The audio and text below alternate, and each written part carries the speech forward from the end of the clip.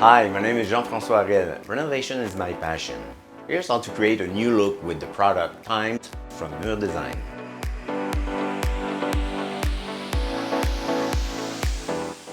First of all, let's find the center of the wall. To ensure a good installation, draw a level vertical and horizontal line. To determine the best positioning, carry out various tests. Avoid ending up with small pieces of panels on each side of the wall.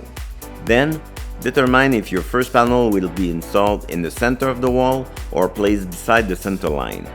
You will begin the installation from the top by first checking that your ceiling is straight. Using the horizontal level line, measure the distance from several places to the ceiling to determine the lowest part in case of your ceiling is uneven. Expect to have cut some panels so that they are properly aligned at the bottom. Use construction adhesive and finishing nails to fix the panels properly. The 24 by 48 inches format of these panels make them easy to install and move.